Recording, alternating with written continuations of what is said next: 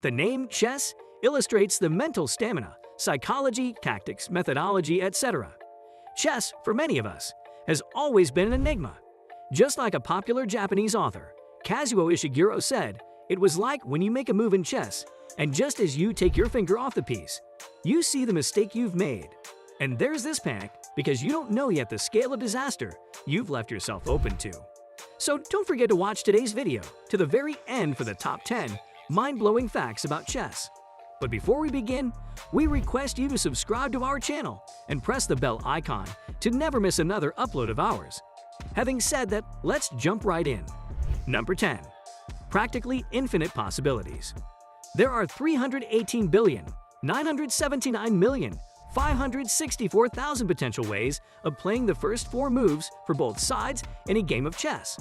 The possibilities grow even more mind-blowing from there. American mathematician Claude Shannon calculated that at least 10,120 unique chess games can be played. For comparison, there are roughly 1,080 electrons in the universe, and that's just a learned estimate. The actual number is likely even higher, as Jonathan Schiefer, a computer scientist at the University of Alberta, told Popular Science, the possible number of chess games is so huge that no one will invest the effort to calculate the exact number. Number 9. The long and short of chess. While chess can be played in virtually endless ways, the longest game theoretically possible is 5,900 moves. That's because of 3 rules: the 50-move rule, the 3-move repetition rule, and the insufficient material rule. If 50 moves are made without a pawn move or piece capture, the game ends in a draw. If a move is repeated 3 times, the game ends in a draw. If there isn't sufficient pieces on the board to checkmate either of the kings, the game will be declared a draw. Given these constraints, chess aficionado Brad Laughlin calculated the longest possible game is roughly 5,900 moves. Though a game can last 5,900 moves, no one has never gotten close to that. The longest tournament game ever played occurred in 1989, lasting 269 moves and taking 20 hours to complete. The shortest possible game is 2 moves, ending in what's called the fool's mate. Number 8. Computers conquer. In 1988, the computer Deep Thought, named for the fictional machine in Douglas Adams' book, The Hitchhiker's Guide to the Galaxy, became the first computer to defeat a grandmaster in a tournament game. More than 30 years later, humans no longer stand a chance against the top chess computers. Magnus Carlsen, the reigning world chess champion, has in a low rating a mathematical way to measure chess skill of 2,847, more than 700 points lower than the leading computer. Steadily increasing processing power and machine learning means that computers are still increasing their edge. Number 7. A big boost to academics. Playing chess has been widely hypothesized to boost academic performance by training the mind, and in 2019, a published study provided evidence to back it up.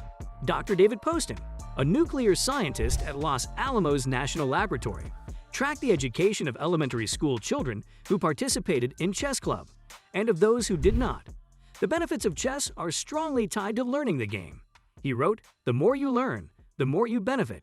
Kids who come only to chess club receive a small 5% to 10% benefit in math, whereas kids who play in rated tournaments gain substantially in math, 30% to 50%, and significantly in reading, 10% to 20%.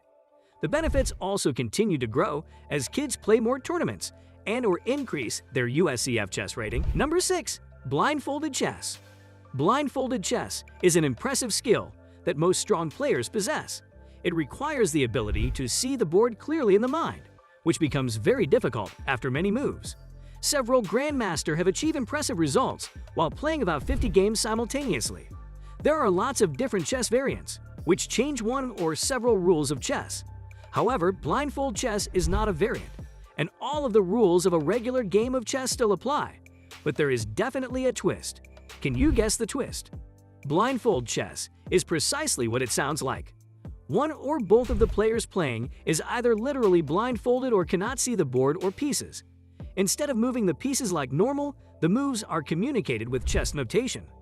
This means that the player playing blindfolded must keep a mental position of the entire board and all of the pieces for the entire game. Number 5. The origins of chess. Chess is now played all over the world, but its origins supposedly began in India way back in the 6th century. Historians don't actually know exactly where chess came from, but the majority agree that India is the most likely place. The game has changed throughout the years, and it took almost 1,000 years to make its way to southern Europe. By the 15th century, Spain was slowly but surely becoming a fan of this popular game, and the 19th century saw the rules of gameplay standardized as chess tournaments began. Number 4. The International Chess Tournament. London was the home of the first international chess tournament, which took place in 1851. Howard Staunton, an English master of chess, organized the event as a way of bringing together the best chess players in Europe.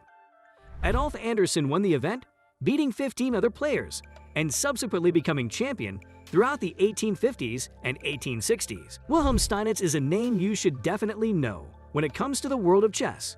Born in Austria, he won the first world championship in 1886 and went on to win 25 chess matches in total and lose just 2 matches. At the age of 58, he lost his title to Emanuel Lasker, who went on to be the longest reigning champion, 26 years and 337 days. Lasker was also a good friend of Albert Einstein, who stated that he didn't have time for chess and didn't want to endure anything which would force his mind to work any further after a hard day. However, Einstein became a fan of the board game in later life, but we don't know whether or not it was Emanuel Lasker who talked him into it. However, he never played a game for as many hours as Stepak and Mashian did. This pair beat the world record after 24 hours and 30 minutes of gameplay in 1980. 9 years later, Nikolic and Arsavic beat the record for the most moves played in a chess game, totaling a staggering 269. Number 3. Chess good for your brain.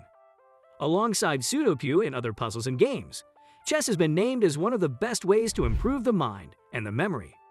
Patients with Alzheimer's are often encouraged to play chess in their spare time, and it has been introduced in many schools for young students.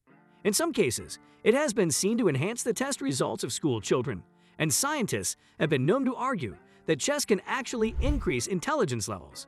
It seems that many people will be able to benefit from playing chess, since an estimated 600 million people around the world know how to play the game. Number 2. Oldest chess set used in Harry Potter.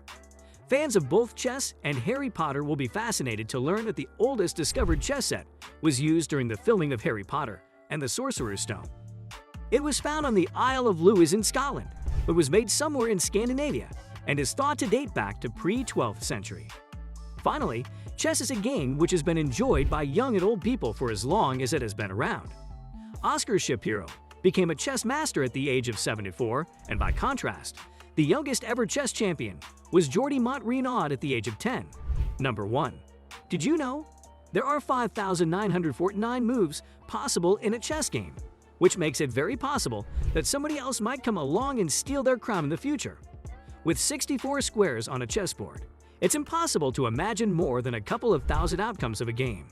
However, after each player has had 4 moves, there are more than 318 billion possible positions. As chess players know, pawns can move either 1 space or 2 spaces on their first move. This is a rule which was brought about by the Spaniards in 1280. Over a century before the Spanish brought about this rule, a priest came up with an invention which we still use to this day. It was the year 1125, and the priest knew that he would be in trouble for playing chess, since this was against the rules of the church. Rather than submit himself to this holy law, he devised the folding chessboard. He designed it to look exactly like 2 books when it was placed on a bookshelf, so nobody ever found out his little secret. With that, we come to the end of today's video. If you enjoyed our video, don't forget to like, share, and subscribe to our channel. Lastly, join in a next time for more of such interesting content.